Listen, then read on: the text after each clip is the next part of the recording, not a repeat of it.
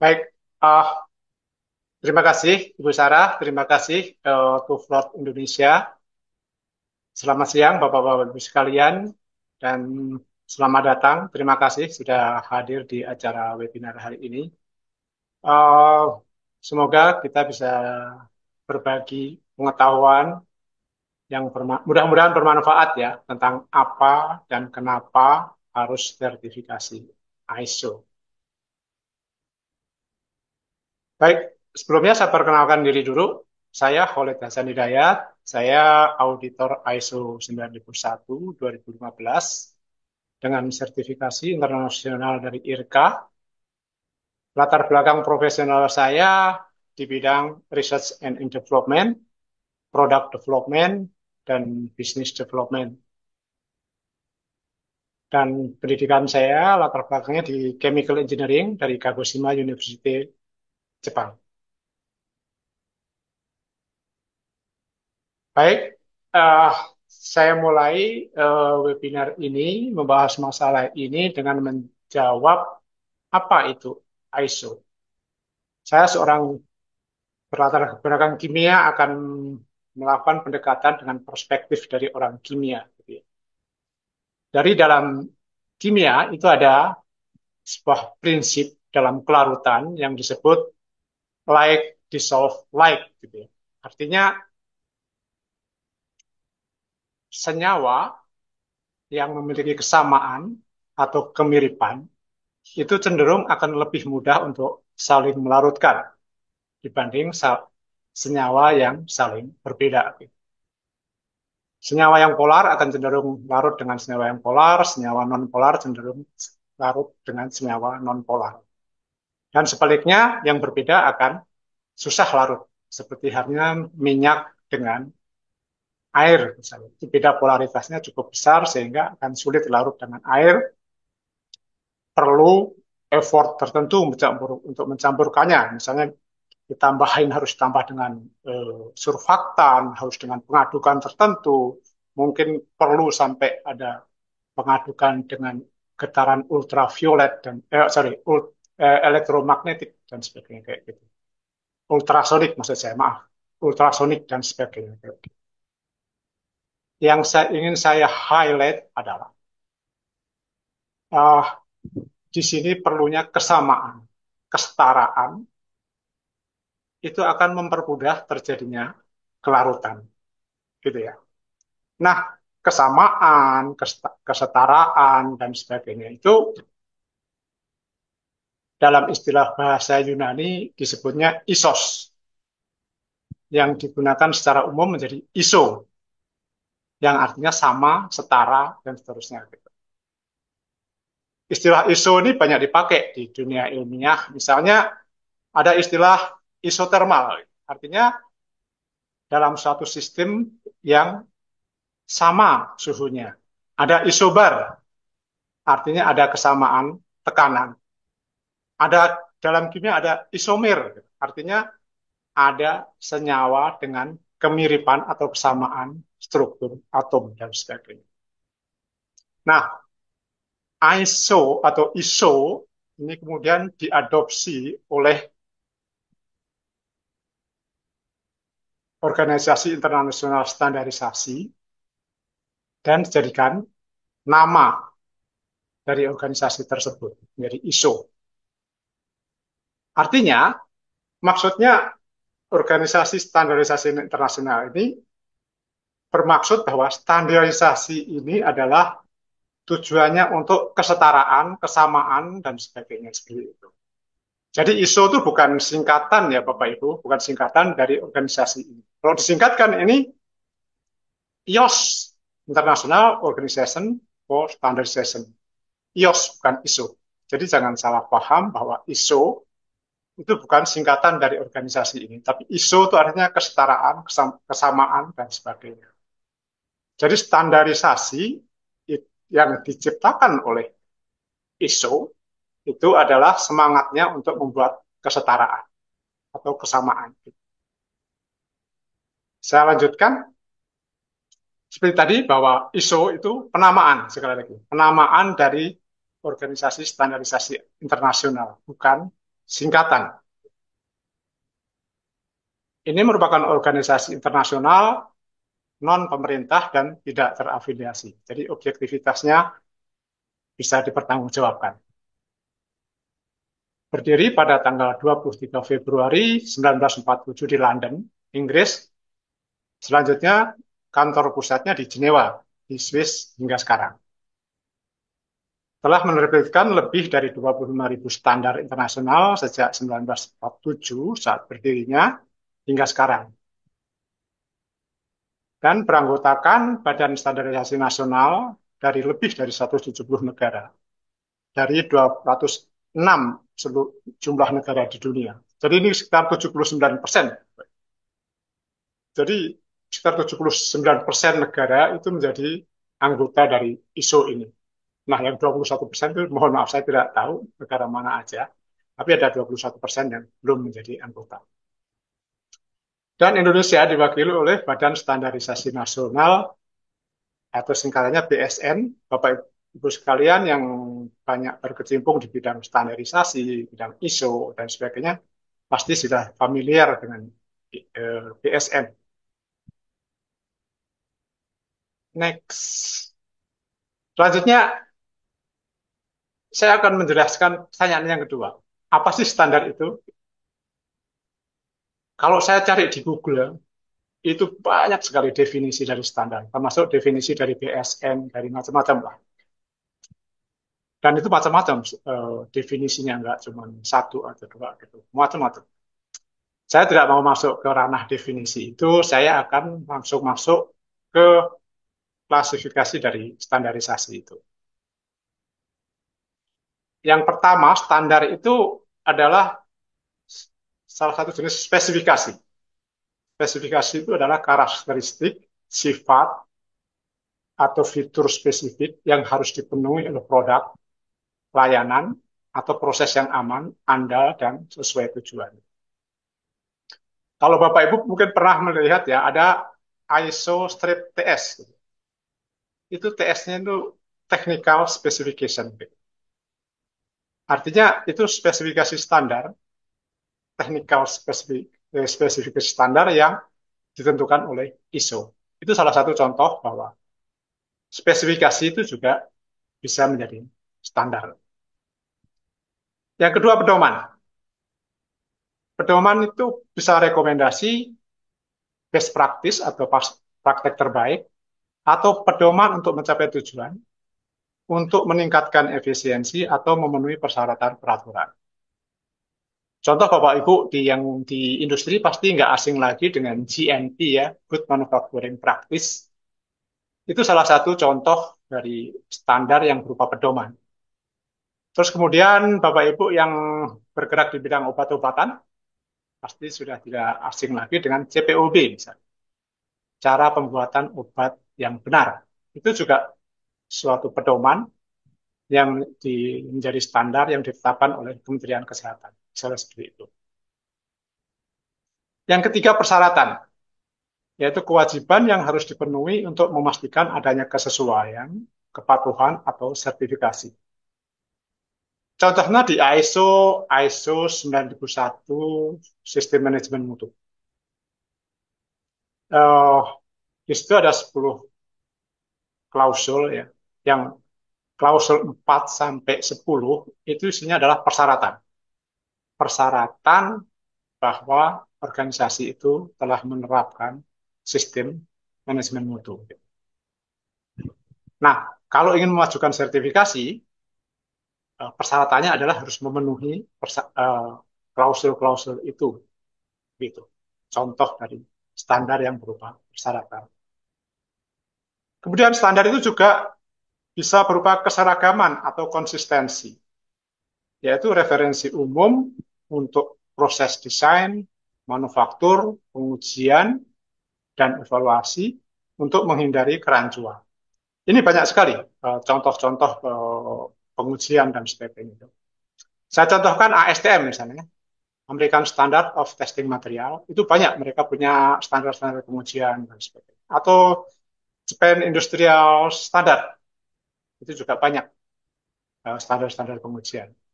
Atau Deutsche Industrienormung Jerman itu juga banyak tesnya. Juga SNI juga banyak untuk pengujian-pengujian standar. Misalnya, saya pernah baca standarisasi untuk pengujian karet, misalnya, untuk pengujian minyak kelapa sawit mentah atau CPO dan sebagainya. Ada itu untuk keseragaman dan konsistensi dari produk tertentu. Kemudian yang kedua adalah jaminan untuk keselamatan. Ini memastikan keamanan, keselamatan eh, produk, layanan, dan proses untuk melindungi konsumen dari penggunaan.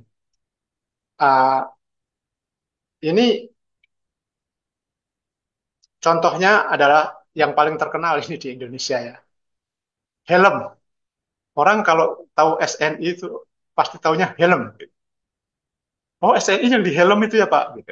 Itu, salah satu yang sudah diterapkan di Indonesia, salah satu bentuk jaminan itu salah satunya adalah helm. Itu salah satu contoh standar jaminan. Kemudian next itu interkonektivitas. Ini Bapak Ibu kalau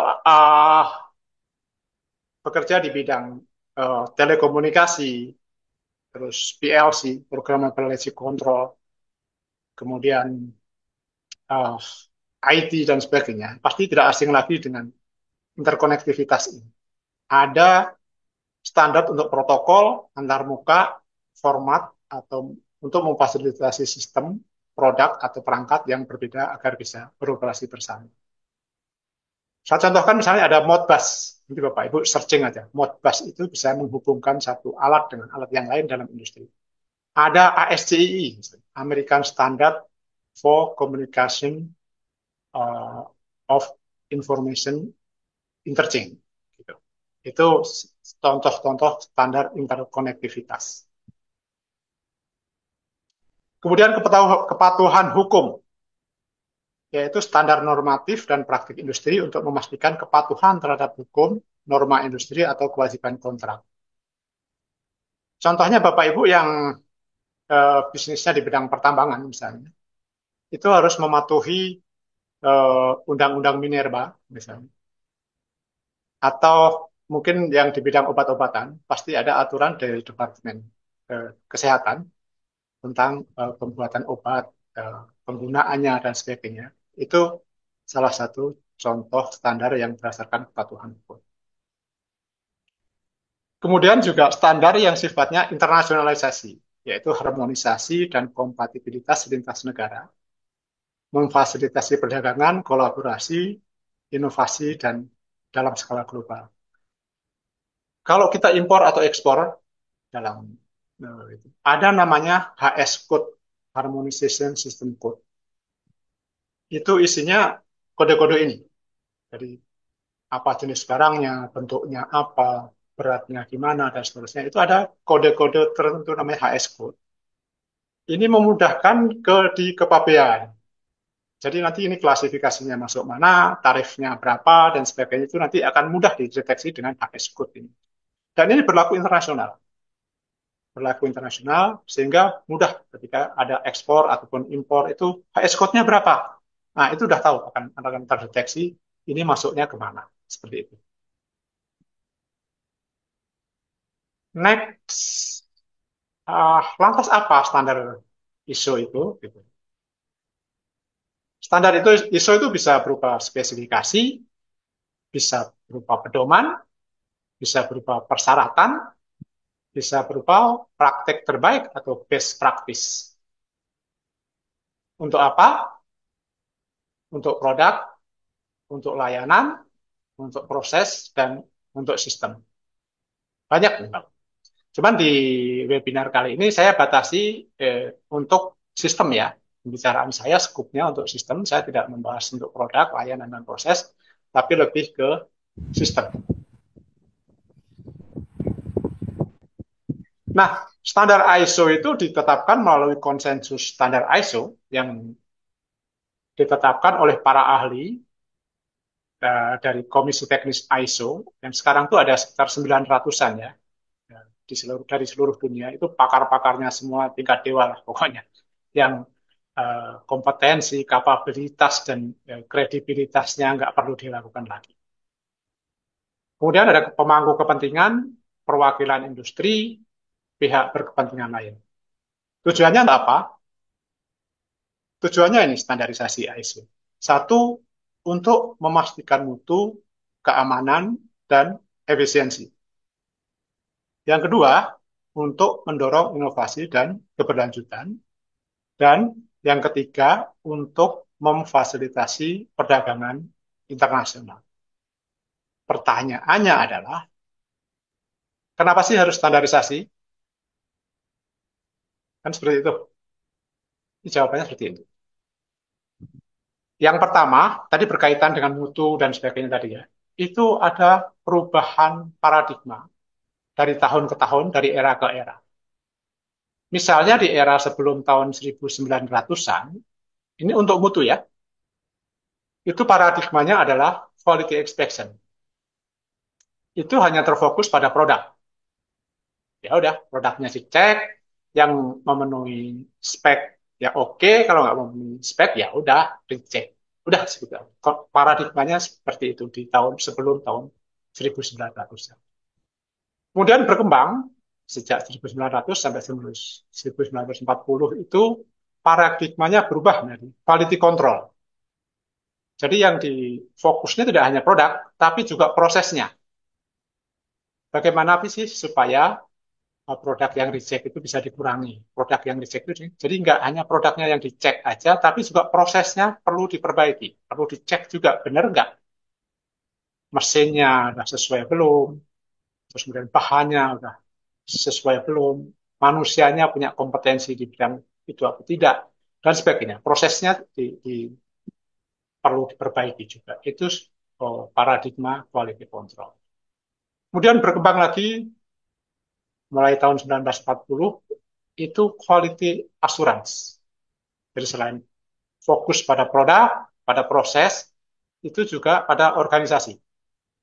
Bahwa organisasi itu juga harus bertanggung jawab dalam kualitas produk yang diproduksi. Tidak hanya kualitas pengecekan di dalam pabrik, tapi juga selama pengiriman dan saat sampai di konsumen itu harus ada jaminannya. Sesuai nggak dan speknya? Sesuai nggak durabilitasnya? Jaminan yang diberikan, misalnya seperti itu. Kemudian berkembang lagi tahun 1980 hingga 2020 itu menggunakan Total Quality Management. Total Quality Management itu selain tiga tadi ya, fokusnya pada produk, proses, organisasi, ada tambahan dua lagi, yaitu customer dan stakeholder atau pemangku kepentingan. Dan pendekatannya ini berubah total dari tiga paradigma sebelumnya. Kalau di tiga produk sebelumnya itu pendekatannya adalah pendekatan produk, di total quality management itu adalah pendekatan ke customer focus. Jadi kalau dulu itu bikin produk, saya bikin ini, tawarkan ke customer, kamu mau nggak beli? Kalau mau ya beli, kalau nggak ya. Sekarang beda pendekatan di total quality management. Tanya dulu customernya. Customer maunya apa? Produk seperti apa? Kebutuhannya seperti apa? Baru diciptakan produknya sesuai dengan kebutuhan customer. Itu ada perubahan yang sangat total di total quality management. Dan yang akhir-akhir ini mulai, sebenarnya ini baru mulai sih 2020, ini belum resmi mungkin ya di ini. Ada namanya Quality 4.0. Itu jadi selain 5 tadi ya, produk, proses, organisasi, customer, eh, kemudian stakeholder, itu ada tambahan dua lagi fokus yang harus dijadikan perhitungan, yaitu social, impact, dan environment. Jadi yang terakhir ini, kita sudah mempertimbangkan dampak sosial dan dampak lingkungan di dalam quality. Ini perlu, kenapa perlu distandarisasi? Itu jadi setiap era itu punya standar sendiri-sendiri. Setiap paradigma menghasilkan standar sendiri-sendiri. Sekarang Bapak Ibu bayangkan, misalnya nih, saat ini kita sudah di standar quality-nya adalah quality 5.0 paradigmanya. Perusahaan Bapak Ibu masih di level ini gitu, paradigmanya quality assurance. Kira-kira bagaimana? Itulah perlunya standarisasi agar kita bisa setara. Kembali lagi, standarisasi dari ISO itu tujuannya adalah kesetaraan. Agar kita setara dengan setara internasional. Next, tadi inovasi dan keberlanjutan. Inovasi ini sudah memberikan dampak yang luar biasa terhadap peradaban manusia yang banyak sebenarnya, tapi yang besar itu ditandai dengan adanya revolusi industri. Revolusi industri pertama itu dimulai dari tahun 1750 sejak ditemukannya mesin uap. Ya. Terus kemudian revolusi industri yang kedua itu sejak 1900-an, sejak ditemukannya mesin bakar, motor bakar dan listrik. Ini berbarengan dengan tadi paradigma tentang quality control, Bapak Ibu. Kenapa quality control itu baru mulai tahun 1900-an, padahal era industri itu sudah mulai tahun 1750. Ini sangat berpengaruh paradigma inovasi itu ke paradigma. Jadi mesin uap itu kan cara kerjanya digerakkan dengan mesin bertenaga uap. Uap itu dihasilkan dari eh, pemanasan air dalam boiler yang dipanaskan dengan bahan bakar, misalnya batu bara. Nah, semakin besar uap yang dihasilkan, akan semakin besar tenaga yang dihasilkan juga. Untuk menghasilkan uap yang besar, diperlukan pembakaran yang lebih besar. Ini kontrolnya tidak mudah. Bagaimana mengatur eh, uap, mengatur ini, berapa batu baranya. Itu pengaturannya tidak semudah eh, ketika mesin-mesin zaman sekarang yang dikendalikan secara elektronik. Sehingga tingkat kegagalannya itu juga tidak mudah. Makanya mengapa sudah 150 tahun masuk apa era revolusi industri. Itu paradigmanya masih quality inspection aja gitu, sampai 150 tahun. Karena membuat perubahan pada proses itu tidak mudah di mesin uap. Mengendalikan proses di mesin uap itu tidak mudah. Baru setelah ditemukannya motor bakar, itu lebih terkendali. Motor bakar itu begini. Jadi pembakarannya itu terjadi pada chamber dengan ukuran tertentu. Tenaga yang dihasilkan itu berdasarkan ukuran chamber yang diciptakan. Jadi di situ bisa diperkirakan tenaganya, bisa dihitung, bisa diperkirakan, diukur dengan lebih presis. Dan kemudian ditemukannya listrik, ini akan mempermudah lagi pengontrolan dari mesin-mesin itu, sehingga paradigmanya tadi kok menjadi quality control karena bisa mengendalikan prosesnya, sudah mulai bisa mengendalikan prosesnya. Paradigmanya berubah. Kemudian yang ketiga, eh, revolusi industri ketiga itu ditemukannya digital teknologi, di mana salah satunya adalah digital control pada sistem manufaktur ya. Itu lebih presisi dibanding era sebelumnya yang udah pakai elektrik tapi masih analog. Analog tuh masih pakai putar-putar switch, naik turunin engkel dan sebagainya kayak gitu yang pengendaliannya nggak terlalu presisi. Tapi dengan digital ini itu bisa kita set. Misalnya saya pengen suhu 100 gitu ya. Itu tinggal masukin aja input 100 derajat gitu. Terus incrementnya berapa? Kecepatannya berapa? Oh, misalnya 10 derajat per menit. Bisa set gitu, tercapai tuh 100 derajat dalam 10 menit. Nah, setelah tercapai gimana? Dia akan terhenti. Jadi kalau misalnya suhunya 100, taruhlah 105 gitu ada toleransinya, itu pemanasnya akan mati sendiri secara elektrik, dikendalikan oleh komputer. Tak. Ketika suhunya kurang, otomatis akan naik. Sehingga dia terjaga pada ring tertentu sekitar 100 itu. Sehingga presisinya semakin baik, dengan mesin yang semakin presisi, eh, terkendali, itu tingkat rejectnya juga akan semakin berkurang, kualitinya juga akan semakin naik. Seperti itu. Kemudian mulai 2020 itu era revolusi industri keempat. Itu udah lebih canggih lagi. Menggunakan Internet of Things, IoT. Jadi kalau di digital teknologi tadi, itu kebanyakan pengendaliannya hanya pada satu mesin gitu ya.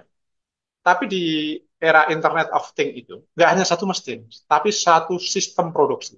Satu pabrik misalnya, itu bisa dikendalikan. Jadi kalau misalnya satu pabrik ada beberapa mesin gitu ya. Salah satu mesin misalnya fail, gagal. Dia akan memberitahukan kepada yang lain, oh tolong yang ini hentikan karena satu mesin ini fail. Dengan tingkat seperti itu, tingkat kegagalannya akan semakin kecil, semakin terkontrol, tingkat loss-nya semakin kecil, dan kualitinya juga semakin naik. Next-nya ini saya belum tahu kapan, dan belum tahu apa, 5.0. Tapi sepertinya tidak jauh-jauh akan segera mulai. Itu menggunakan artificial intelligence dan robotics. Kalau ini digunakan, ini benar-benar luar biasa. Artificial intelligence itu semakin banyak diinput, semakin pintar, tingkat kesalahannya semakin kecil, semakin mendekati sempurna. Robotics itu berjalan sesuai dengan data yang diberikan. Beda dengan manusia. Jadi robotik itu nggak kenal tanggal. Misalnya tanggal muda dengan tanggal tua itu kerjanya beda. Itu nggak. Habis gajian sama uangnya udah habis, itu kerjanya beda. Nggak. Robot konstan kerjanya, tergantung input yang diberikan. Dengan AI yang makin lama makin pintar dan robotik yang kerjanya stabil sesuai dengan inputan dari AI, itu presisinya pasti akan semakin naik. Dan itu kualitasnya pasti akan semakin naik. Apa yang ingin saya katakan dari sini adalah Bapak Ibu, bahwa kenapa harus ada standar-standar tadi? Kita mesti tahu kita sekarang pada standar yang mana. Itulah perlunya ISO membuat standarisasi. Kita sebenarnya saat ini sudah berada di standar yang mana nih dari revolusi industri. Itu yang pertama. Yang kedua, kalau kita perhatikan ya, dari revolusi industri satu ke kedua, itu butuh waktu 150 tahun. Dari dua ke tiga, itu perlu 90 tahun.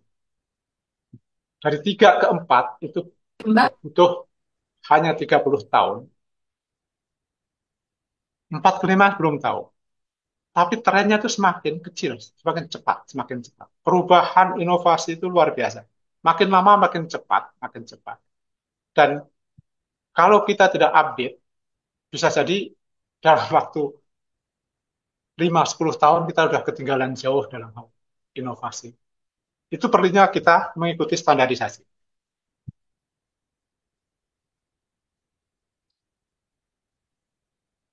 Selanjutnya tadi memfasilitasi perdagangan dunia tujuannya.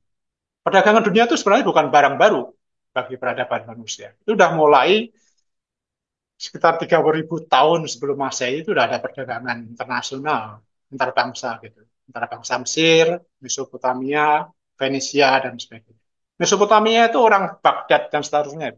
Venesia itu orang Jordania, Syria, Lebanon dan sebagainya, orang-orang daerah situ.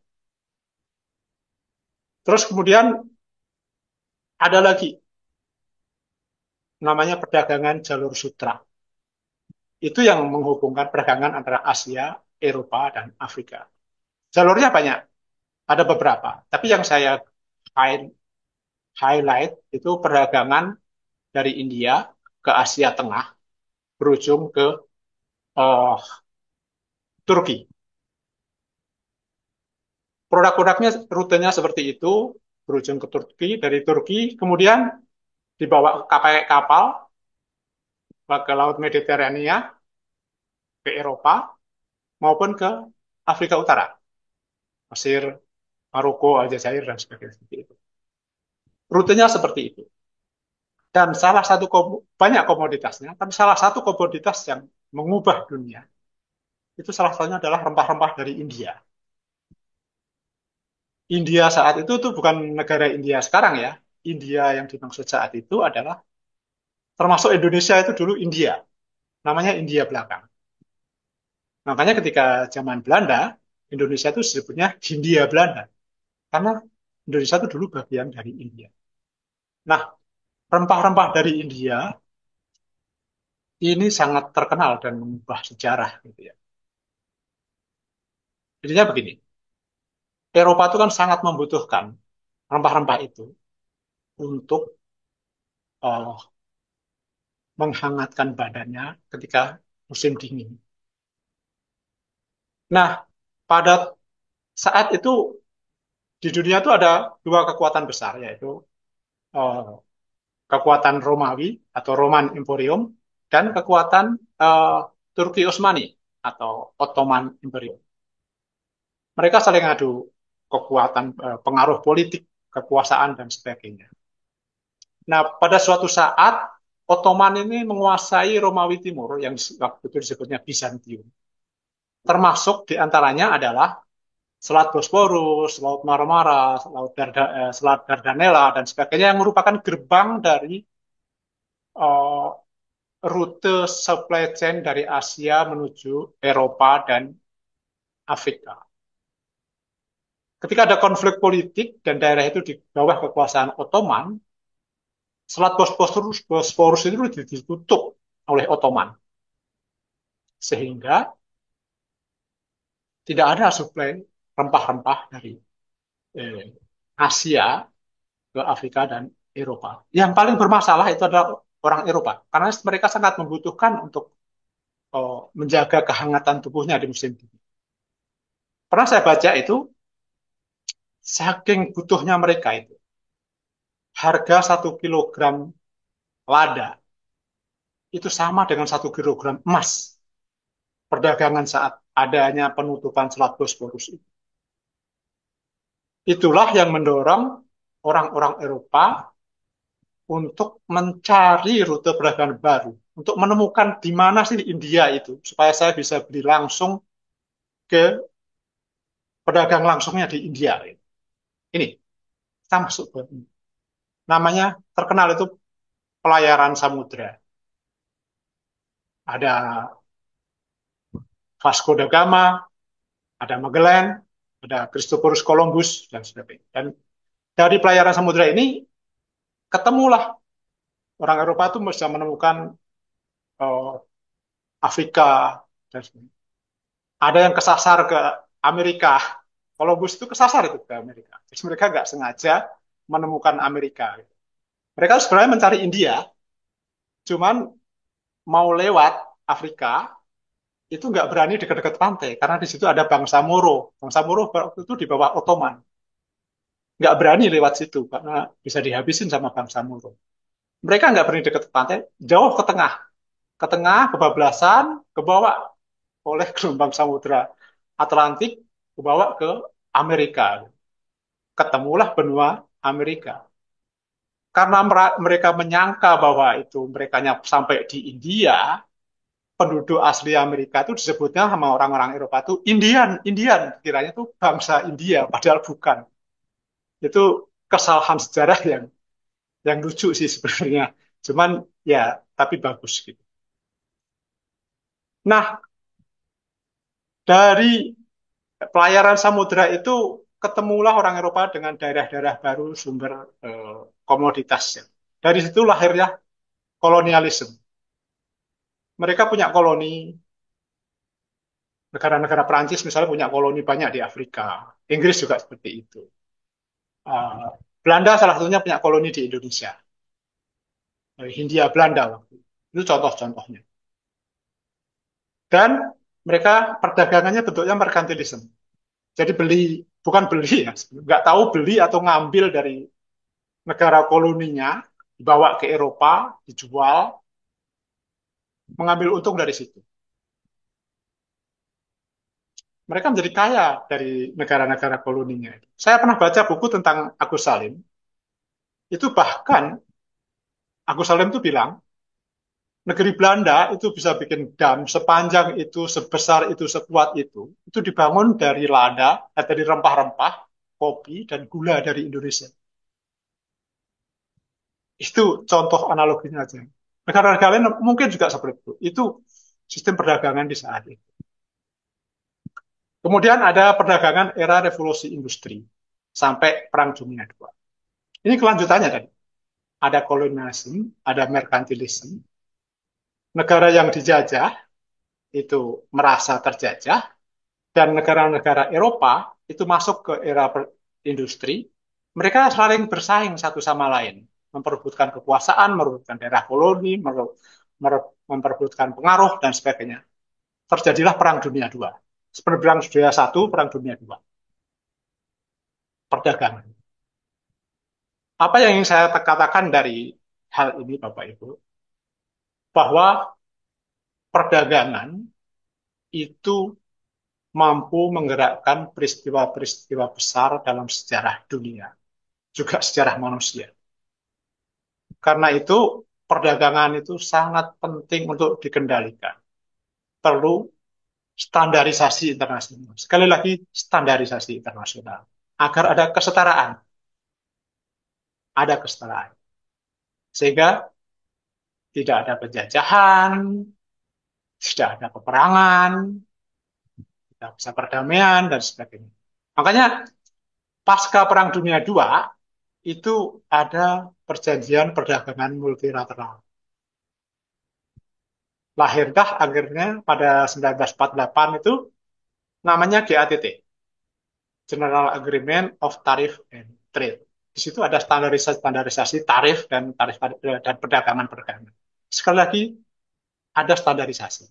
Mungkin tidak belum internasional waktu itu, tapi bisa antar negara, antar itu ada kesepakatan perdagangan. Antar komoditas misalnya minyak gimana, batu bara gimana, dan sebagainya. Dan tahun 1995 itu mulailah berdiri namanya WTO, World Trade Organization. Ini banyak mengatur perdagangan ini, internasional, standar-standarnya seperti ini, dan mulailah namanya perdagangan global. Jadi jangan salah, Bapak. Perdagangan itu juga salah satu bentuk peperangan. Cuman peperangan ini kan harus diatur, harus fair. Itulah perlunya standarisasi, termasuk juga dalam perdagangan. Jangan sampai peperangan yang tidak fair. Yang satu bawa senapan otomatis seperti M16 misalnya, yang sekali tembak langsung berapa puluh peluru, satunya bawa ketapel. Makanya perlu ada suatu standar internasional yang mengatur masalah perdagangan. Kemudian abad 21 itu ada digital era, e-commerce, global supply chain, dan sebagainya. Bapak Ibu mungkin nggak kebayang ya, bakal ada namanya Alibaba dan sebagainya kayak gitu. Zaman-zaman dulu tuh untuk supply chain tuh nggak mudah. Baru di tahun 2000-an ke sini, itu ada Alibaba. Dulu saya waktu di product development, itu produk kalau di R&D itu kan rata-rata butuh barang baru, yang rata-rata di lokal, di dalam negeri belum banyak. Tapi nyari di Alibaba itu, ada semua itu. Ini luar biasa.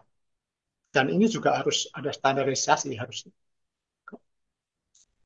Nah, ISO akan mengadopsi, mendengarkan tadi ya dari stakeholder, dari kalangan industri dan sebagainya. Standarnya akan seperti apa nih di perdagangan, di inovasi, di quality dan sebagainya. Dari situlah ditetapkan standar-standar yang namanya ISO. Begitu ya kira-kira. Kenapa standarisasi itu penting?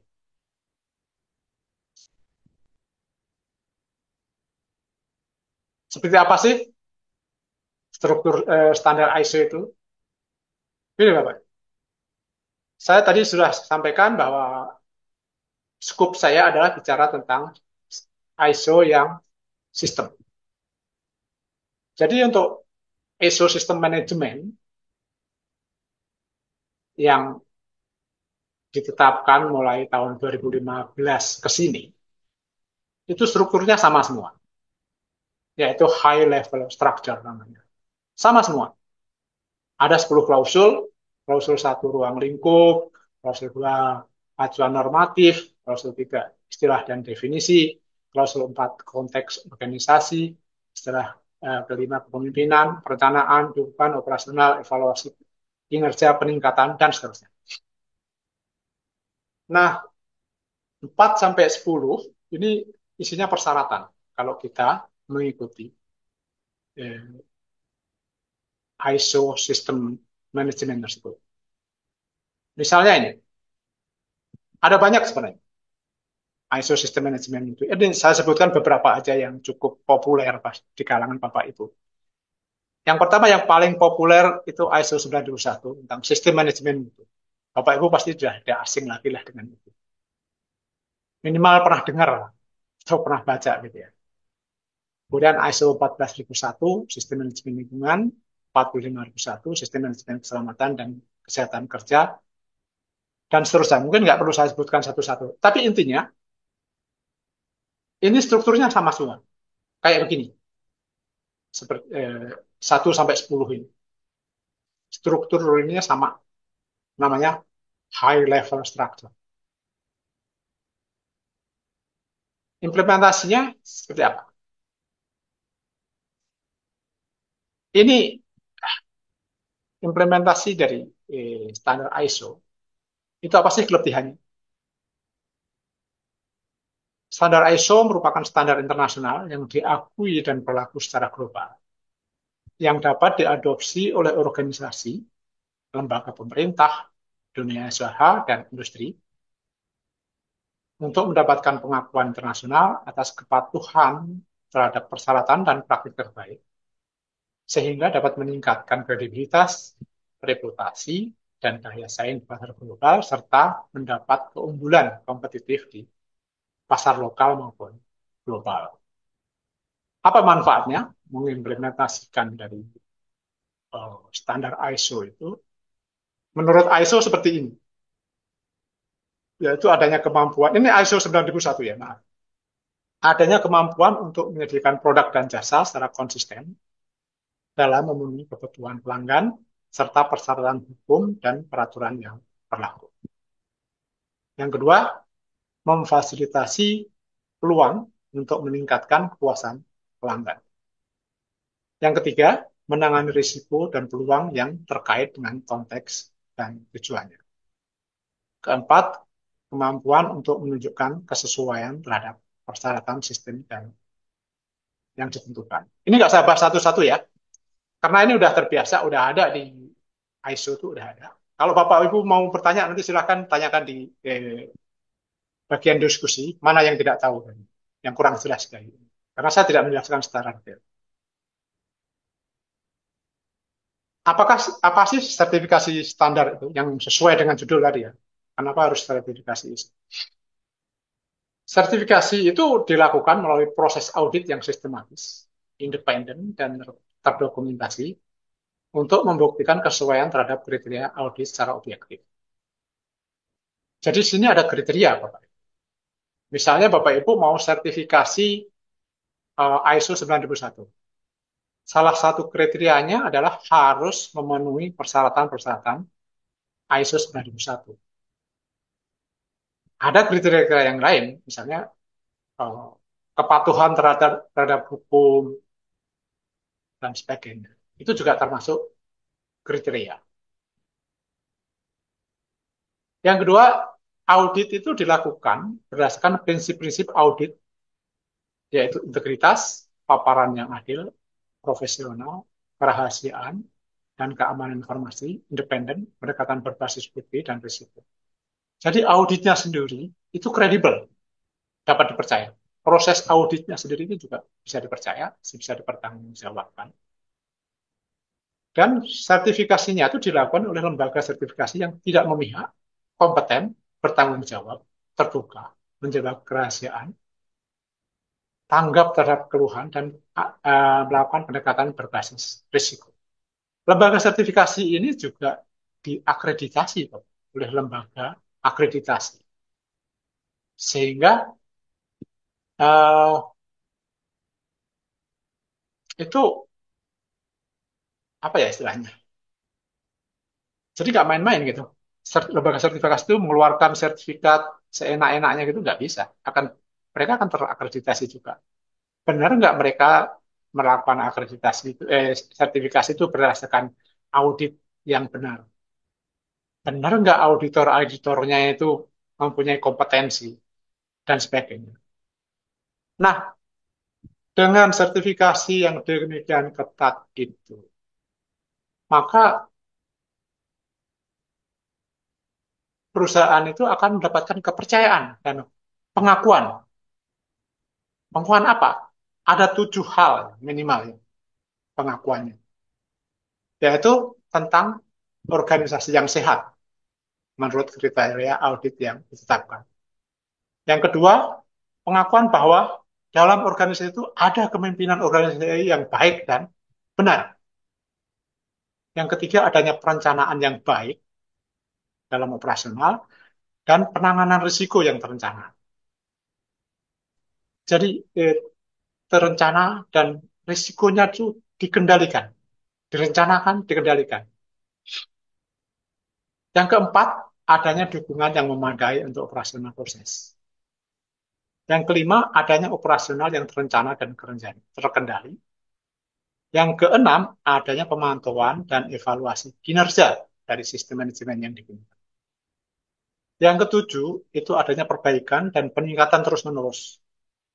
Sehingga perusahaan ini bukan hanya mandek jalan di tempat atau malah mati, tapi terus tumbuh dan berkembang secara berkelanjutan. Ini sertifikasi itu untuk memberikan kepercayaan hal seperti itu. Gitu. Pertanyaannya adalah, haruskah sertifikasi standar ISO? Tadi tadi judulnya kan apa dan kenapa harus sertifikasi standar ISO, gitu ya. Tadi apa dan kenapanya sudah saya jelaskan, sekarang saya jelaskan harusnya. Harus itu ada dua, Pak. Harus karena kewajiban atau mandatori dengan sanksi tertentu, atau harus karena kebutuhan atau necessity dengan konsekuensi tertentu. Yang kewajiban tadi, kalau kita tidak memenuhi kewajiban, kita akan kena sanksi. Misalnya, ada kewajiban membayar pajak. Kita tidak membayar pajak, maka kita akan kena sanksi. Sanksi denda, sanksi hukum, sanksi pidana mungkin. Akan kena sanksi. Tapi keharusan yang sifatnya kebutuhan, itu tidak ada sanksi. Tapi ada konsekuensi. Contoh nih, kita butuh makan.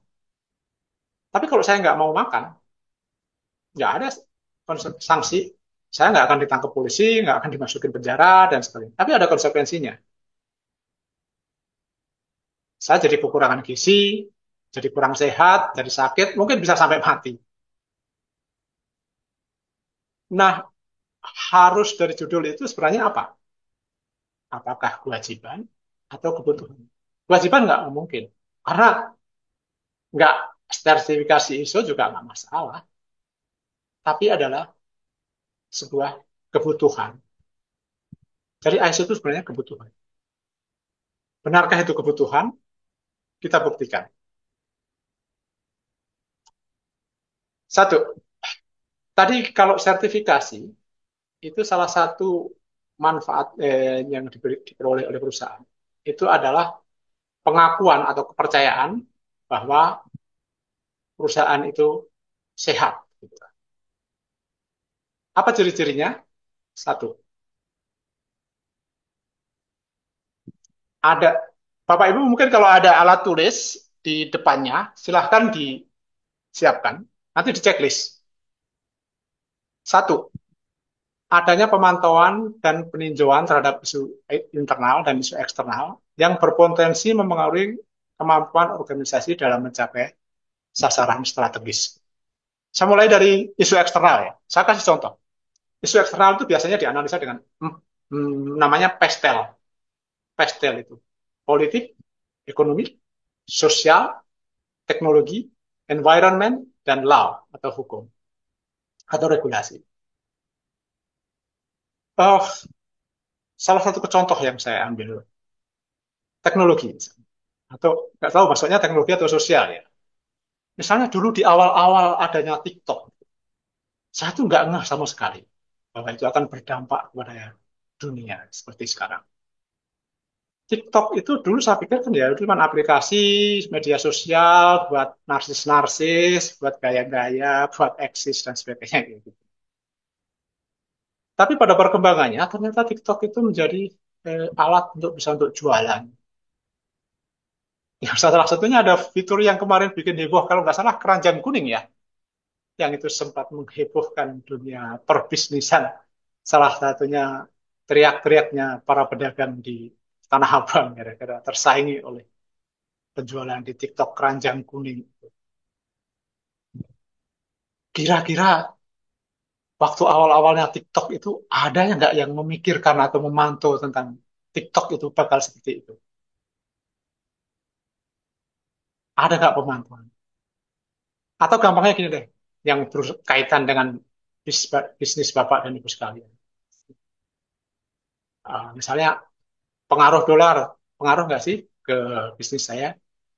Kalau bisnisnya banyak impor ekspor gitu mungkin pasti berpengaruh. Nah itu dipantau nggak sih hal seperti itu? Ada ditinjau secara rutin nggak sih? Nah kayak gitu. Kemudian isu-isu internal, misalnya eh, kondisi fasilitas produksi, misalnya. Mesin-mesin kita kapasitasnya berapa sih? Usia mesin-mesin itu udah pada berapa sih? Kapan harus ganti dan sebagainya? Apakah itu sudah terpantau atau ditinjau secara rutin dan dimonitor pengaruhnya terhadap potensi untuk mencapai sasaran strategis? Coba Bapak Ibu cek. Belum apa tuh sudah? Kalau Bapak Ibu punya alat tulis, coba cek. Belum apa sudah? Poin satu. Yang kedua, adanya penetapan pihak berkepentingan relevan dan persyaratan yang harus dipenuhi untuk mengatasi dampak terhadap kemampuan organisasi dalam penyediaan produk dan jasa secara konsisten. Pihak berkepentingan ini siapa aja? Itu ada yang internal perusahaan, ada yang eksternal. Internalnya itu bisa owner, bisa pemegang saham, bisa karyawan. Eksternal tuh bisa pelanggan pasti ya, terus regulator, terus supplier, outsource, dan sebagainya. Itu mereka udah diidentifikasi belum? Terus pengaruhnya terhadap ini ada nggak? Misalnya gitu ya. Uh, Misalnya karyawan ini kenapa sih kok pada bolak-balik keluar masuk keluar masuk, itu udah ada antisipasi belum? Ada ini belum? Terus misalnya supplier ini gimana ya nanti kalau misalnya ini bisa memenuhi apa enggak? Nah itu sudah diantisipasi apa? Coba cek. Belum apa sudah? Kemudian adanya ruang lingkup sistem manajemen yang tepat dengan mempertimbangkan konteks organisasi, pihak berkepentingan relevan, serta jenis produk dan layanan. Jadi konteksnya ini sudah pas belum? Sudah menggunakan sistem manajemen mutu belum? Sudah konteksnya sesuai belum dengan ruang lingkupnya? Cek. Belum? Apa sudah? Kemudian adanya sistem manajemen yang ditetapkan, diterapkan, terpelihara, dan ditingkatkan secara terus-menerus, termasuk proses-proses yang diperlukan dan interaksinya sesuai dengan persyaratan dari standar. Bapak sekalian, kalau kita menerapkan sistem manajemen, itu ada namanya BPM, Business Process Mapping. Itu kan ada proses ini, Jadi proses bisnis itu urutannya seperti ini, keterkaitan antara satu proses dengan proses yang lain itu begini, terus resikonya nanti gimana, terus sumber dayanya dari mana, dan sebagainya itu pasti ada. Nah, itu sudah ada belum? Business mapping, kemudian menghitung interaksinya akan seperti apa, risiko dan akibatnya seperti apa, sumber dayanya seperti apa. Itu apakah sudah direncanakan? Apa belum? Coba dicek. Belum, apa sudah? Kemudian ada nggak, kalau organisasi sehat tuh, adanya informasi terdokumentasi yang terpelihara dan tersimpan untuk mendukung dan meyakinkan proses-proses. Dokumentasi itu ada yang terpelihara, ada yang tersimpan. Yang tersimpan itu dokumen untuk bukti, bukti kesesuaian, bukti kepatuhan dan sebagainya. Misalnya, saya udah ini loh, ada misalnya ya, izin usaha nih, perusahaan saya itu udah punya izin usaha dan lain, itu dokumen tersimpan sebagai bukti. Atau di R&D di mana gitu. Ini loh, bahwa proses ini udah pernah dicoba dan hasilnya bagus. Ini dokumentasinya, ini hasil ujinya, ini dokumentasinya ada kan. Itu termasuk tersimpan. Ada juga dokumen terpelihara, itu yang harus diupdate. Yang diupdate misalnya sasaran mutu misalnya. Kemarin sasaran mutunya penjualannya sekian nih. Oh ternyata hari nggak tercapai, direvisi, kemudian dan alasannya dan sebagainya. Itu terpelihara. Belum apa sudah? Coba cek. Kemudian yang kedua itu adanya kepemimpinan yang baik di organisasi itu. Nah, Bapak Ibu cek lagi.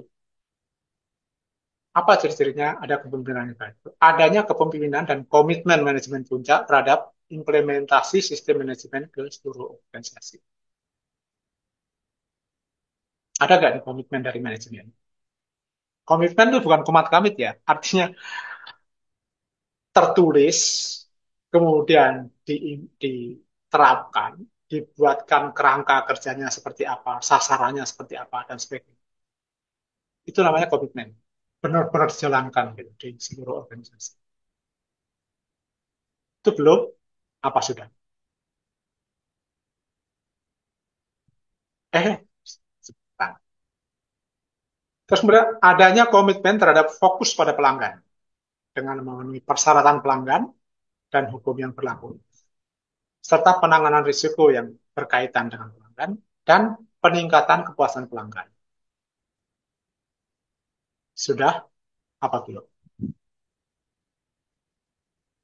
Kemudian adanya kebijakan yang ditetapkan, diimplementasikan, dipertahankan sesuai dengan tujuan, konteks, dan arah strategis organisasi.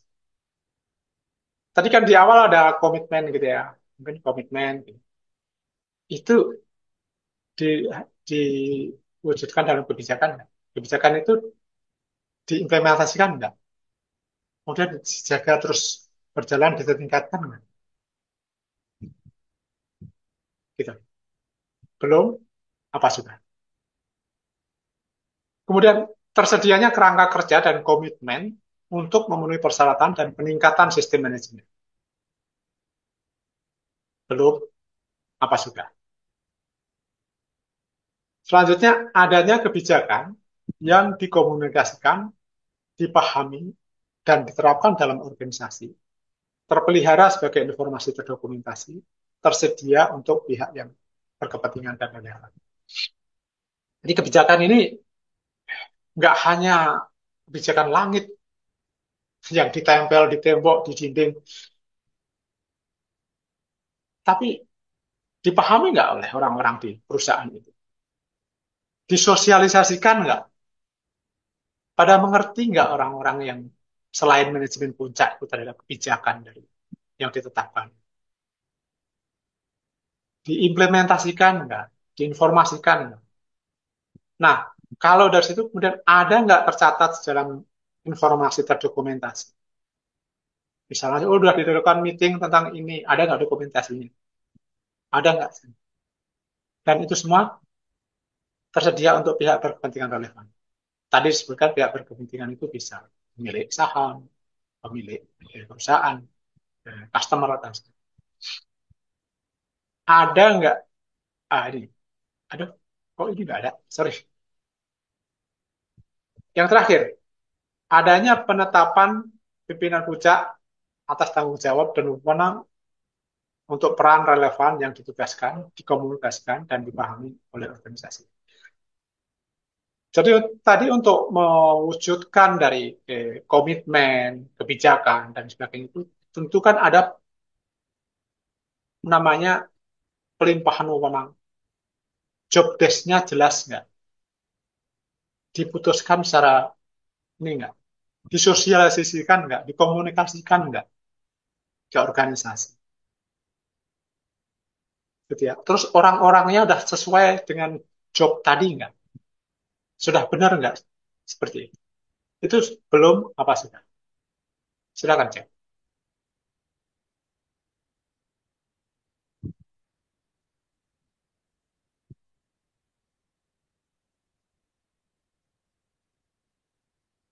Kemudian adanya perencanaan dan penanganan risiko dalam perencanaan.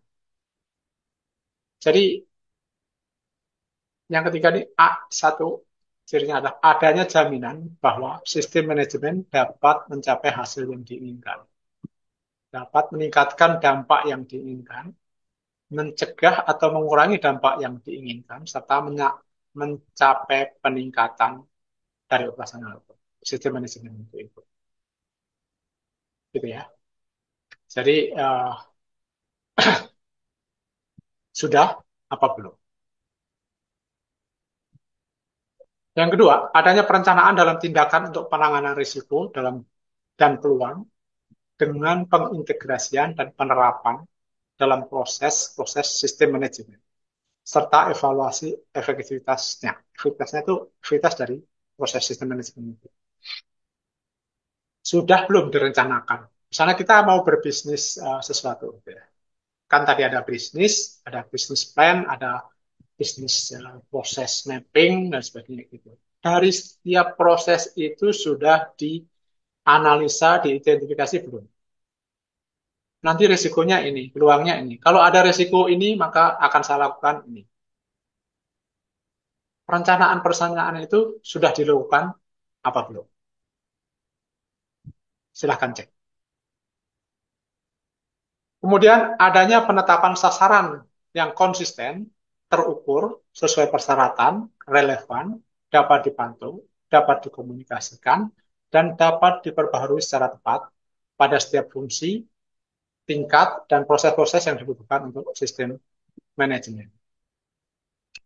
Ada nggak sasaran? Misalnya sasaran mutu yang konsisten, dan terukur, dan sesuai persyaratan.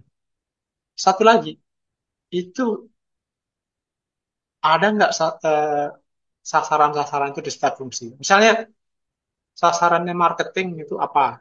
Sasarannya produksi itu apa? Sasarannya orang maintenance itu apa? Sasarannya orang R&D itu apa? Ada nggak sasaran-sasaran seperti itu sudah ditetapkan? Belum? Apa sudah? Adanya perencanaan dalam perubahan sistem manajemen apabila dibutuhkan. Jadi suatu saat misal kita akan melakukan perubahan. Misalnya kita akan buka cabang baru nih. Sudah direncanakan belum? Sudah dihitung belum risiko dan peluang? Apa saja yang dibutuhkan? Itu sudah direncanakan belum? Kalau misalnya kita ada perubahan-perubahan seperti itu. Belum? Apa sudah? Silahkan cek. Kemudian pengakuan adanya dukungan yang memadai. Itu apa saja? Itu adanya identifikasi dan penetapan sumber daya yang dibutuhkan untuk pembentukan, implementasi, pemeliharaan, dan peningkatan sistem manajemen. Ini sudah diidentifikasi belum? Semua ini sumber daya untuk ini semua. Dan kalau sudah diidentifikasi, sudah dilakukan kajian belum terhadap kemampuan, kendala, dan ketersediaannya di internal. Misalnya sumber daya manusia. eh, berapa sih SDM kita cukup belum untuk menjalankan operasional? Kalau cukup secara kuantitas, cukup belum secara kualitas, keterampilannya, kompetensinya, dan sebagainya. Dilakukan analisa nggak terhadap itu? Nah, kalau misalnya tidak tersedia di internal, apakah sudah ada kajian untuk penyedia di eksternal? Misalnya, oh, saya nggak bisa punya lab untuk pengujian ini nih. Saya harus kemana nih? Misalnya gitu. Atau kita nggak bisa nih menyediakan salah satu proses dari penyediaan produk ini. Harus outsourcing kemana nih? Nah, hal-hal seperti itu udah diidentifikasi, direncanakan, apa belum?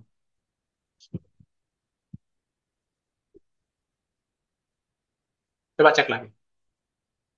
Kemudian adanya ketersediaan orang-orang yang diperlukan untuk operasional sistem manajemen yang efektif, serta operasional dan pengendalian atas proses-proses yang ada.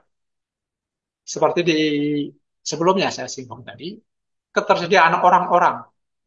Ini nggak hanya jumlahnya ya, tapi juga kemampuannya, kompetensinya, skillnya, dan sebagainya. Itu sudah dilakukan identifikasi belum? Sudah tersedia belum? Itu dukungan. Sudah atau belum? Kemudian adanya ketersediaan dan pemeliharaan infrastruktur yang diperlukan untuk operasional proses-proses untuk mencapai kesesuaian produk dan layanan. Nah, infrastrukturnya ini sudah tersedia belum? Kemudian kalau sudah tersedia, terpelihara belum? Berfungsi sesuai dengan tujuan nggak? Kapasitasnya mencukupi nggak? Dan seterusnya. Kondisinya memenuhi syarat untuk memproduksi nggak? Itu selalu dilakukan. Apakah itu sudah tersedia apa belum untuk menjalankan operasional? Next, ketersediaan dan pemeliharaan lingkungan yang diperlukan untuk operasional proses dan untuk mencapai kesesuaian produk dan jasa yang disediakan. Jadi di sini tidak hanya tersedia ya, tapi perlu ada kesesuaian dengan proses nggak? Jadi selain ada lingkungan pengoperasian atau tempat kerja gitu ya, gampangnya, itu sesuai nggak tempat kerjanya? Misalnya ada produk-produk yang sensitif terhadap suhu, ada produk yang sensitif terhadap kelembaban, itu terpelihara nggak lingkungannya untuk operasional proses tadi? Itu sudah sesuai apa belum? Bisa dicek. Belum apa sudah? Kemudian adanya ketersediaan sumber daya pemantauan atau pengukuran yang valid untuk memverifikasi kesesuaian antara produk dan jasa dengan persyaratan. Jadi dalam operasional itu kan ada pemantauan, ada pengukuran gitu ya. Pemantauan misalnya di sisi produksi, itu ada pemantauan suhunya, ada pemantauan dan lain-lainnya. Kemudian di QC misalnya ada pengecekan alat-alat ukurnya tuh valid nggak, dikalibrasi nggak, terus peruntukannya sesuai nggak, misalnya. Timbangan aja, timbangannya sesuai nggak? Misalnya ngukur 1 gram, tapi pakai timbangan yang 100 kilo, misalnya. Kan itu nggak sesuai, meskipun sama-sama timbangan. Contoh loh, contoh. Contoh ekstrimnya, supaya tergambar valid enggak sih alat pengukurannya itu. Kayak gitu. Itu alat-alat itu pemantauan dan pengukuran tersedia nggak?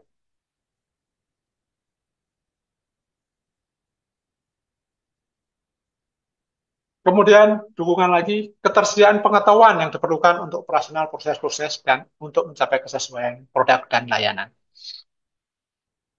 Eh, ini konyol ya kalau misalnya kita melakukan bisnis apa-apa, tapi nggak punya pengetahuan tentang bisnis itu. Nah, ini harus sesuai.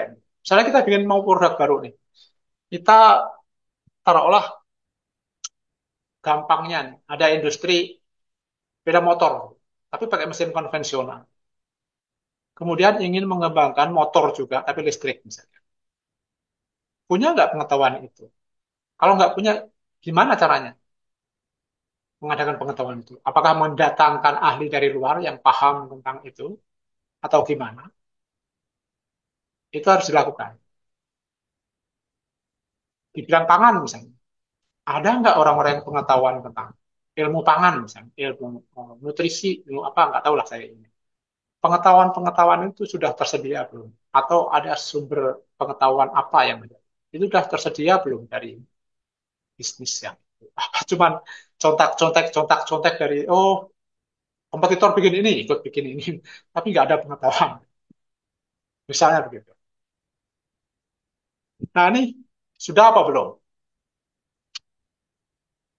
Kemudian terpenuhinya kompetensi yang diperlukan dari orang-orang yang melakukan pekerjaan yang berdampak terhadap kinerja dan efektivitas ini, manajemen. Kompetensi ini jadi kemampuan untuk mengimplementasikan dari ilmunya ya, sesuai dengan kebutuhan dari pekerjaan.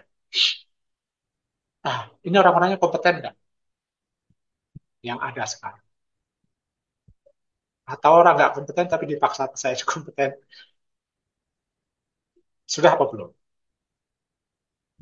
Kemudian adanya kesadaran orang-orang atau karyawan ya atas kebijakan dan sasaran mutu serta kontribusinya terhadap efektivitas sistem manajemen. Tadi di klausul tentang kepemimpinan itu kepemimpinan kan menetapkan kebijakan dan sebagainya, ada sasaran dan sebagainya. Itu nyampe nggak ke bawah orang-orang ini bahwa perusahaan ini punya tujuan strategis, punya kebijakan, punya sasaran manajemen. Itu tersosialisasikan sampai ke bawah. Orang-orang bawah itu sampai ngerti nggak sebenarnya tujuan dari setiap proses ini. Itu sampai sejauh mana mereka ngerti. Itu coba cek. Belum, apa sudah? Kemudian tersedianya komunikasi internal dan eksternal yang baik, serta penentuan tentang apa, kapan, bagaimana, dengan siapa, oleh siapa, komunikasi harus dilakukan. Ini jangan dianggap remeh, Bapak Ibu. Komunikasi ini kadang-kadang sering menjadikan internal perusahaan berantem, itu sering, karena tidak bagusnya komunikasi internal. Satu departemen dengan departemen yang lain saling berantem, nggak ada karena kurangnya komunikasi, meeting juga nggak lancar, ini itu nggak sehat. Kemudian dengan eksternal misalnya, adakah komunikasi dengan pelanggan misalnya? Jalurnya seperti apa? Customer service-nya sehari berapa jam? Apakah 24 jam? Apakah jam kerja saja? Atau kemudian oh, maksudnya petugas customer service-nya benar nggak dia kemampuan mengkomunikasikan, menjawab apa-apa yang ini, atau bagaimana? Belum, apa sudah? Kemudian tersedianya informasi terdokumentasi yang disarankan oleh standar ISO dan yang dibutuhkan oleh organisasi untuk efektivitas sistem manajemen. Ini ya, tadi udah sebenarnya dokumen-dokumen yang disyaratkan ini. Kalau detailnya mungkin untuk dokumen-dokumen apa saja nanti Bapak Ibu kalau misalnya bisa minta tuh note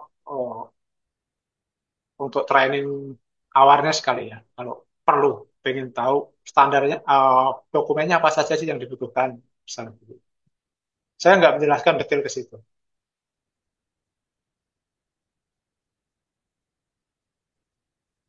Yang kelima itu adanya operasional yang terencana dan terkendali. Cirinya seperti apa? Yaitu adanya perencanaan, pelaksanaan, dan pengendalian atas proses-proses yang diperlukan untuk memenuhi persyaratan dalam penyediaan produk dan layanan. Saya kira ini cukup jelas ya. Belum apa sudah? Terus kemudian adanya pengendalian perubahan yang direncanakan, meninjau konsekuensi dari perubahan yang tidak diinginkan, serta mengambil tindakan untuk mengurangi efek samping sesuai dengan yang dibutuhkan. Jadi kalau ada perubahan seperti tadi, itu sudah nanti perencanaannya seperti apa? Ada nggak? Pengendaliannya seperti apa? Nah, itu sudah terencanakan dalam rencana operasionalnya. Nanti kalau ada plan A, ada plan B, yang kalau A gagal, plan B-nya begini, dan sebagainya, dan sebagainya. Itu sudah direncanakan apa belum? Next, adanya komunikasi dengan pelanggan sebelum penetapan persyaratan produk dan jasa, serta adanya informasi terdokumentasi terkait perubahan yang terjadi. Pelanggan ini macam-macam, Bapak. Bisa misalnya dengan survei. Kalau misalnya produk-produk yang consumer good, bisa lakukan dengan survei pelanggan. Produk apa sih yang diinginkan?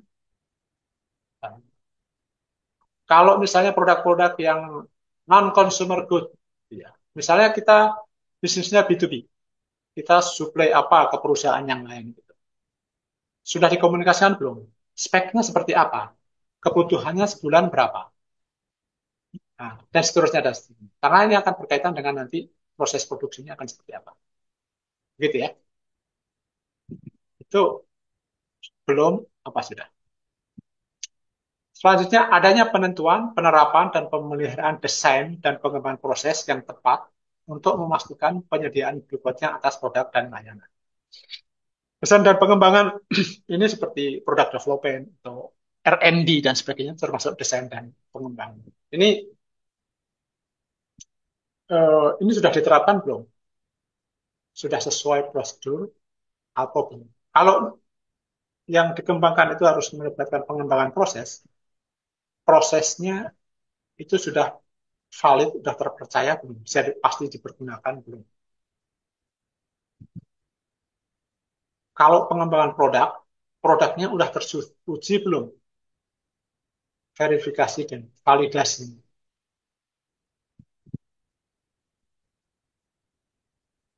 Selanjutnya, adanya verifikasi dan validasi. Oh ya, ini sudah. Dalam proses desain dan pengembangan untuk memastikan bahwa output telah memenuhi persyaratan input dan penggunaan produk. Itu tadi ya, ada verifikasi, ada validasi. Verifikasi itu gini, verifikasi itu kesesuaian dengan spesifikasi yang direncanakan. Kalau validasi, itu kesesuaian dengan kebutuhan pelanggan. Uh, Misalnya gini, saya kasih contoh, uh, kemarin saya presentasi produk dengan obat nyamuk. Obat nyamuk itu ada speknya, misalnya keampuhannya sekian, misalnya GT50-nya sekian, GT90-nya sekian, knockdown-nya sekian gitu ya. Itu sudah sesuai, dites sesuai semua. Terus dilempar ke market. Benar nggak dengan itu namanya udah terus verifikasi sesuai dengan spek yang sudah diuji. Validasi itu dilempar ke market. Benar nggak mereka bisa sesuai dengan harapan mereka produk yang kita ciptakan. Biasanya melalui survei, seluruh penggunaan yang langsung untuk survei dan sebagainya. Udah sesuai belum dengan ini? Nah, itu validasi.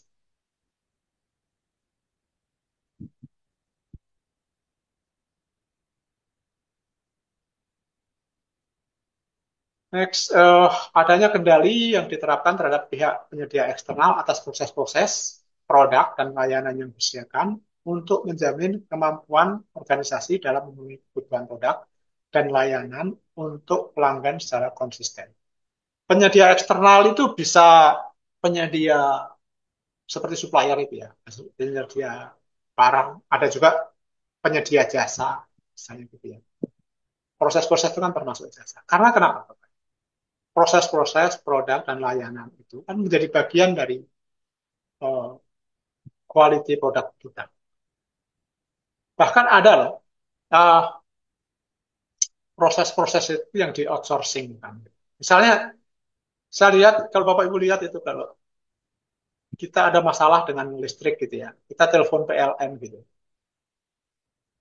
minta diperbaiki gitu. Yang datang bukan orang PLN, tapi orang-orang subkon yang datang. Nah, contohnya itu udah dikendalikan belum? Mungkin di tempat bisnis Bapak Ibu ada nggak proses seperti itu, proses-proses yang di outsourcingkan seperti itu? Atau produk-produk atau bagian produk yang di outsourcingkan seperti itu ada nggak? Nah, itu juga harus dikendalikan. Itu udah terkendali belum?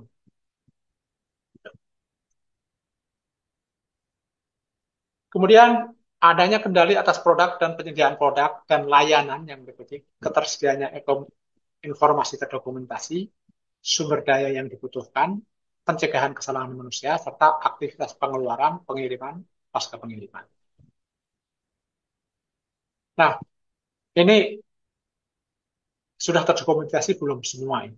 Misalnya kebutuhan sumber dayanya berapa, cara pencegahan kesalahan manusianya gimana. Kalau dalam bahasa Jepangnya pokayoke, pencegahan kesalahan manusia itu pokayoke. Itu bagaimana, terus pengeluaran produk dari ke pelanggan itu gimana, pengirimannya gimana, penanganan pasca pengirimannya gimana, itu udah ada SOP yang terdokumentasi belum? Semua itu. Belum? Apa sudah?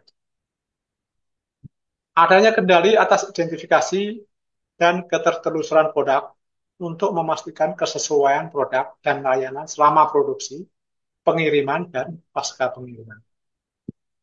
Jadi seperti konsep tadi ya Pak, bahwa kualitas produk atau produk itu menjadi tanggung jawab dari organisasi atau perusahaan. Jadi nggak bisa lepas tangan setelah dikirim, udahlah selesai. Nggak ada. Kalau misalnya ada masalah di produk itu, di pengiriman, di pasca pengiriman, di customer, itu tetap organisasi harus bertanggung jawab. Nah, ketertelusuran identifikasi dan ketertelusurannya itu ada nggak? Contoh misalnya batch number kalau produk-produk seperti makanan, minuman, obat-obatan atau produk-produk yang dibuat menggunakan formulasi itu biasanya pakai batch number atau lot number misalnya. Atau oh, misalnya Bapak Ibu kalau punya motor ya, kalau buka joknya itu di dekat di pas belakang dekat lampu itu ada serial number itu. Namanya nomor rangka atau nomor sasis. Itu termasuk lot. Itu teridentifikasi itu. Misalnya ke depan misal motornya Ibu itu ada masalah, Bapak Ibu itu ada masalah gitu ya. Itu akan ketahuan dengan memasukkan lot number. Ini akan tertelusur. Ini dibuat tanggal berapa, jam berapa, shift berapa, waktu itu operatornya siapa, supervisornya siapa, manajernya siapa yang bertanggung jawab saat itu tertelusur semua kalau produksi yang bagus itu. Nah, itu sudah dilakukan belum?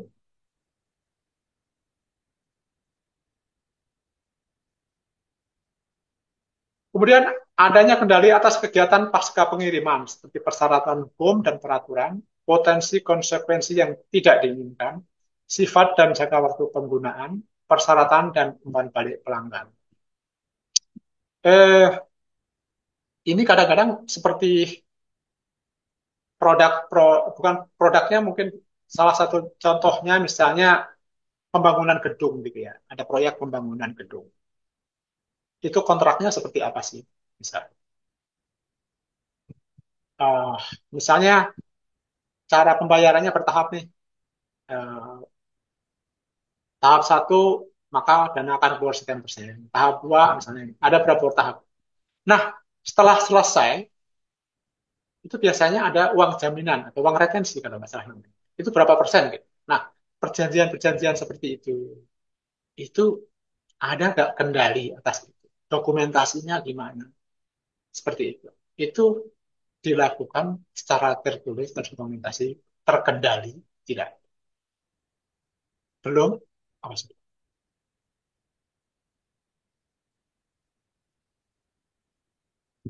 Adanya informasi terdokumentasi atas produk dan layanan yang dilepas, berupa kesesuaian dengan kriteria penerimaan dan ketertelusuran dengan otoritas yang melepas. Kayak tadi Bapak Ibu yang saya bilang nomor rangka gitu ya. Kalau di industri motor itu ada nomor rangka, nomor mesin, itu ada tercatat di logbook di bagian produksi. Jadi sebelum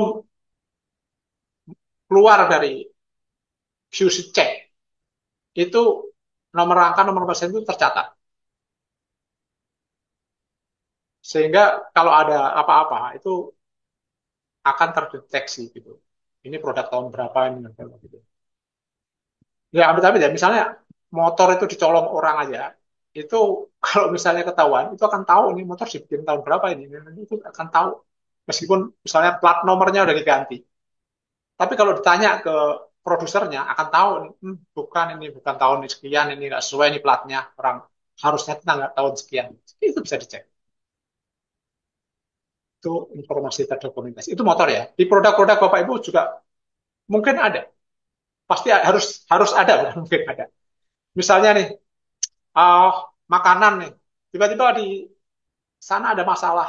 Oh, kok makanannya belum kadaluarsa sudah uh, basi ya, bermasalah ya. Itu bisa dicek.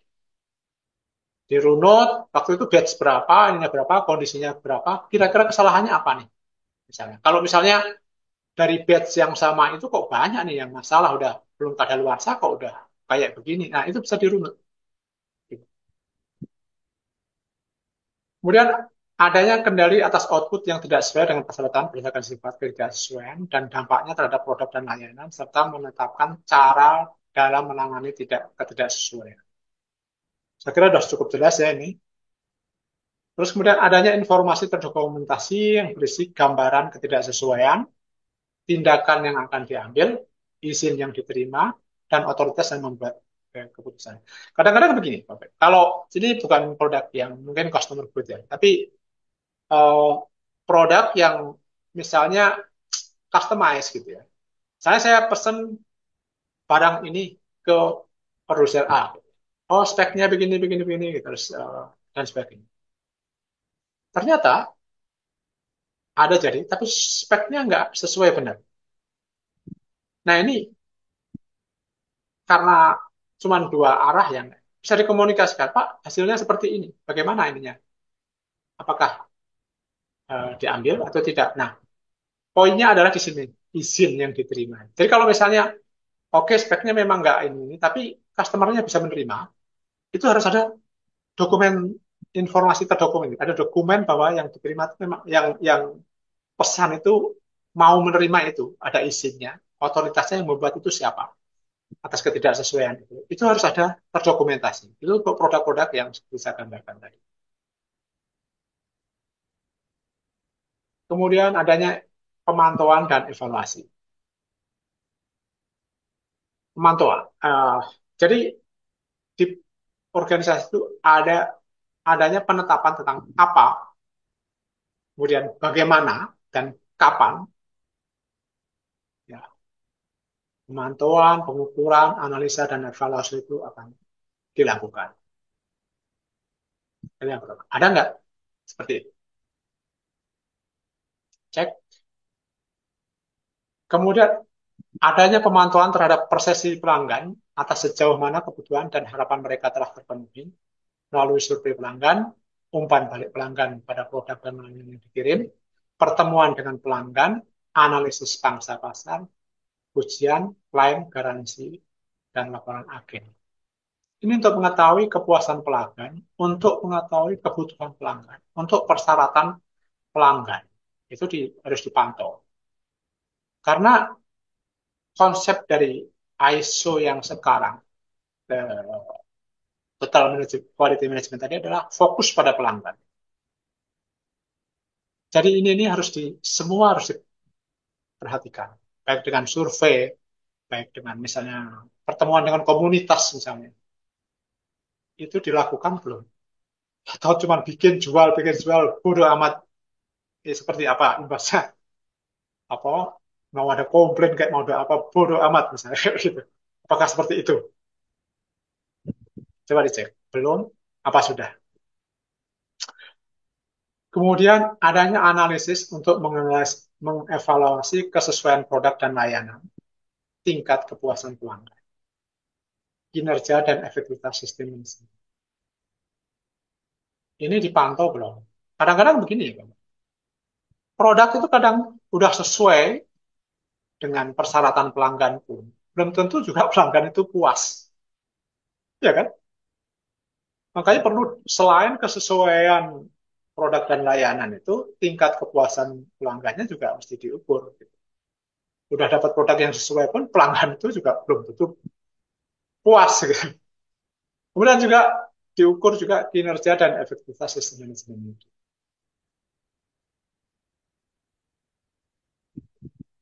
Sudah apa belum? Kemudian adanya analisis terhadap efektivitas perencanaan yang telah dilaksanakan, efektivitas dalam penanganan risiko dan peluang, kinerja penyedia eksternal, kebutuhan untuk peningkatan sistem manajemen. Ini sudah dipantau dan evaluasi apa belum? Dan yang penting juga itu bagaimana cara memantaunya, bagaimana metode surveinya, gimana dan seterusnya itu juga penting. Dari situ kita bisa evaluasi. Ada perlu efektif nggak dengan metode survei ini misalnya, metode pemantauan ini ternyata tidak mencerminkan dari apa yang sesuai nggak, mencerminkan nggak metode survei ini dengan tujuan pemantauan. Belum apa sudah? Next, nah ini internalnya. Itu adanya audit internal pada selang waktu yang direncanakan untuk memberikan informasi apakah sistem manajemen telah sesuai dengan persyaratan sistem manajemen organisasi dan sistem manajemen standar internasional ISO serta terpelihara secara efektif. Dan ini melalui audit internal itu akan ketahuan. Karena misalnya ada sistem manajemen ISO, itu kan ada klausul-klausul, ada persyaratan-persyaratan, ada subklausul-klausul. Tinggal disesuaikan aja. Klausul 4 misalnya udah sesuai belum, 5 udah sesuai semua belum. Itu cuma mengadjust supaya sesuai kesesuaian itu tidak. Dan auditnya itu dilakukan enggak dengan waktu yang direncanakan. Gitu ya. Terus kemudian adanya keharusan tinjauan manajemen oleh manajemen puncak organisasi pada selang waktu yang berencana untuk memastikan kesesuaian, kecukupan sumber daya, efektivitas, dan keselarasan dengan arah strategi organisasi. Tinjauan manajemen ini paling tidak setahun sekali ya, pasti ada. Bisa lebih.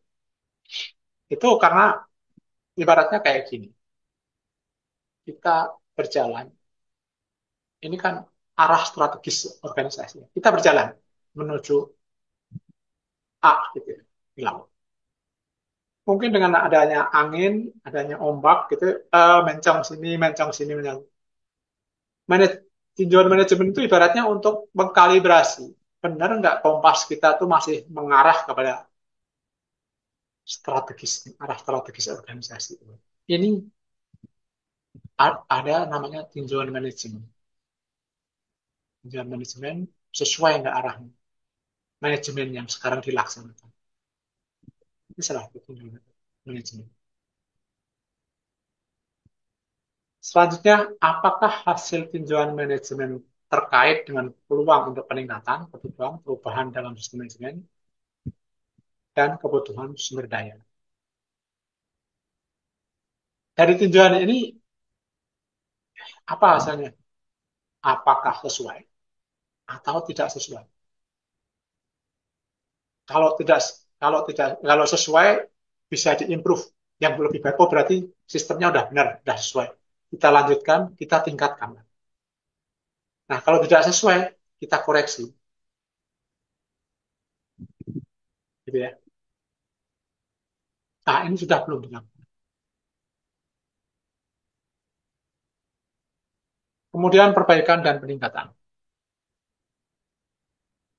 Eh, yang pertama itu adanya peluang untuk peningkatan dan penetapan tindakan yang diperlukan untuk memenuhi kebutuhan dan meningkatkan kepuasan pelanggan melalui peningkatan produk dan layanan. Lagi-lagi Bapak Ibu, eh, ini kemudian sistem manajemen mutu ya. Salah satu prinsip manajemen mutu itu adalah fokus pada pelanggan dan kepuasan pelanggan itu salah satu bagian dari fokus pada pelanggan. Jadi ini mendapat perhatian utama di klausul perbaikan dan peningkatan. Itu sudah benar-benar dilakukan. Selalu ditekankan ada peluang untuk peningkatan dan peningkatan tindakan yang dilakukan untuk memenuhi kebutuhan dan peningkatan kepuasan. Itu selalu. Nah, upaya-upaya ini sudah dilakukan belum?